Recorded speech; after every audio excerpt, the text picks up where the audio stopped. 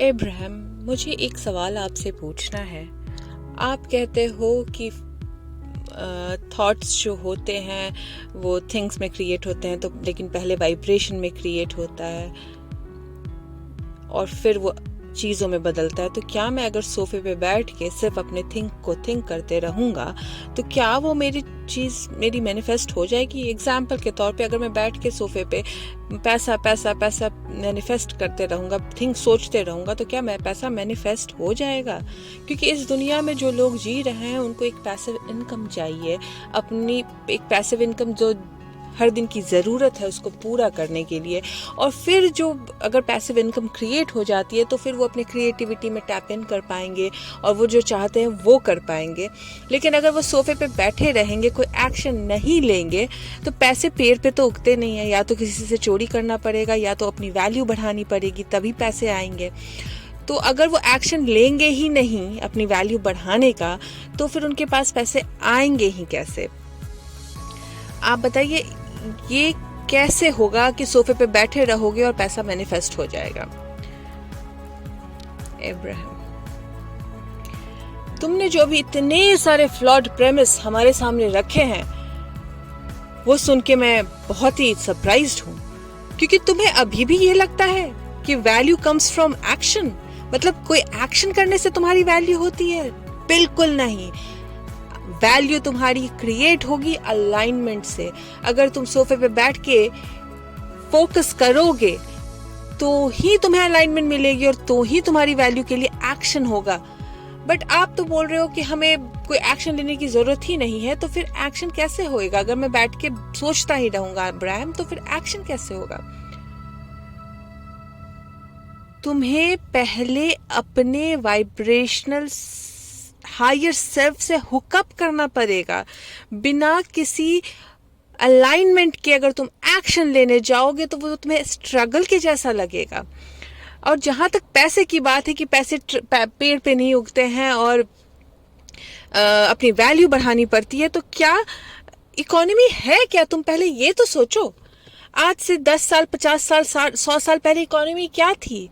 हम चीजों से ट्रेडिंग करते थे, हम सामान देते थे और चीज ट्रेडिंग करते थे। रुपया तो बहुत बाद में आया। तो अगर देखो तो इकोनॉमी है क्या? और कौन होते हैं वो लोग डिसाइड करने वाले कि तुम्हारे आवाज $10 पर अनार है या $100 पर अनार है या फिर $1000 पर अनार है? कौन होते हैं ये डिसाइड करने वाले कि तुम्हारे एक्शन की वैल्यू क्या है? थोड़े दिनों पहले तक तो हम गोल्ड स्टैंडर्ड्स में डील किया कर रहे थे, बट एक्चुअली देखो तो कोई स्टैंडर्ड है ही नहीं।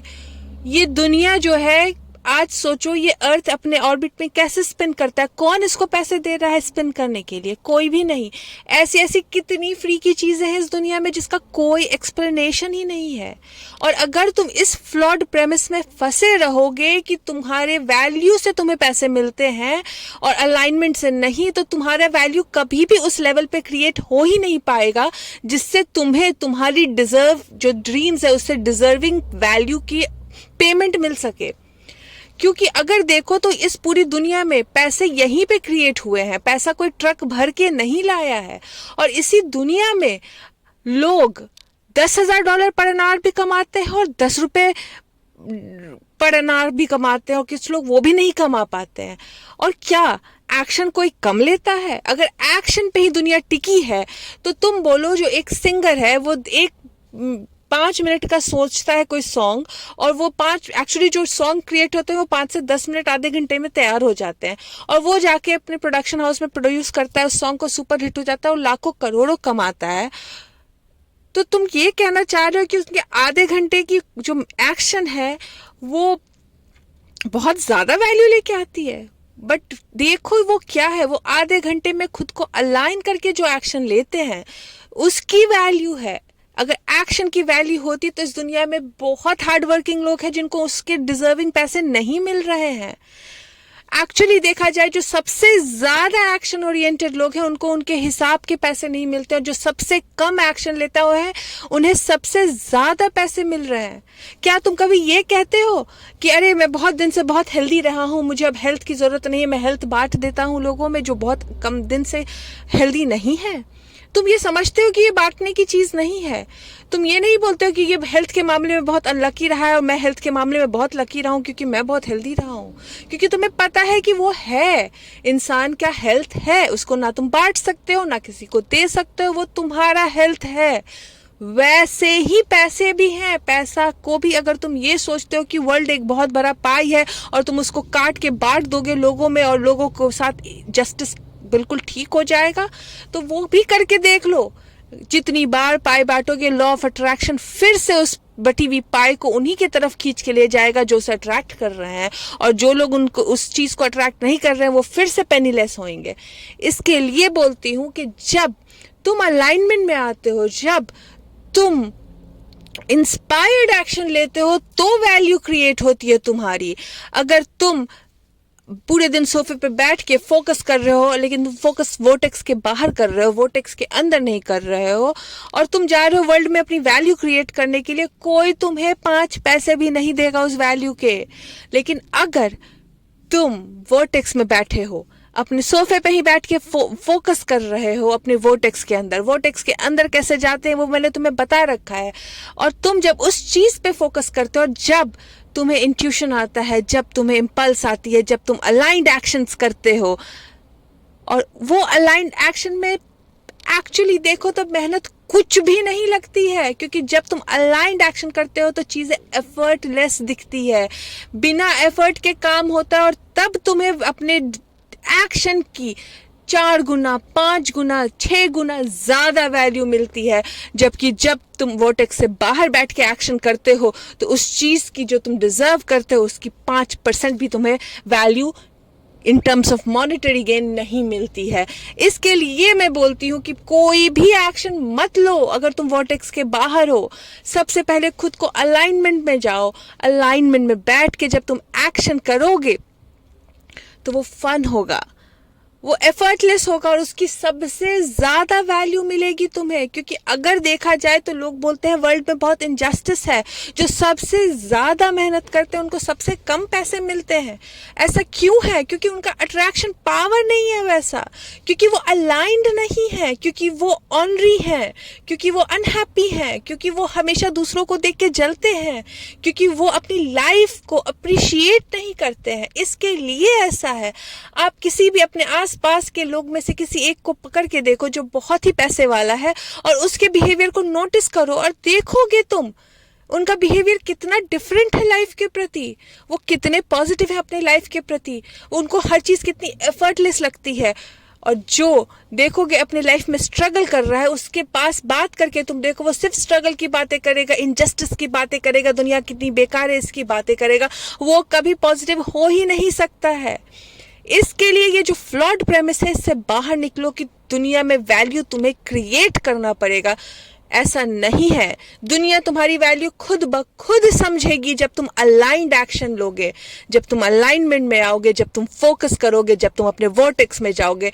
इसके लिए बोलती हूँ, जब तुम अपने सोफे पे ही बैठ के वोटेक्स के अंदर जाते हो और तुम्हें इम्पल्स आता है और तुम अलाइंड होते हो, तो मैं it is our promise to you कि तुम दुनिया के सबसे बिजी एक्टिव इंसान होगे और तुम्हें उस चीज का एफर्ट भी नहीं लगेगा। तुम्हें फील ही नहीं होगा कि तुम एफर्ट दे रहे हो, और उस चीज का तुम्हें 100 गुना ज्यादा वैल्यू रिटर्न में मिलता है दुनिया से। इसके लिए तुम देखते हो कि जो दुनिया के 10% लोग हैं वो सबसे कम एफर्ट देते हैं और सबसे ज्यादा पैसे के मालिक हैं, क्योंकि उनके जो एफर्ट हैं वो उनका एफर्ट लगते ही नहीं। अगर कोई 24 घंटे भी काम कर रहा है तो उनसे जाके तुम बात करो, जो सक्सेसफुल लोग हैं वो कहेंगे कि आई एंजॉय वर्क, क्योंकि वो अलाइनमेंट में आके वो काम करने जा रहे हैं। जो इंसान अपने काम से नफरत करता है वो कभी भी ग्रो नहीं कर सकता है।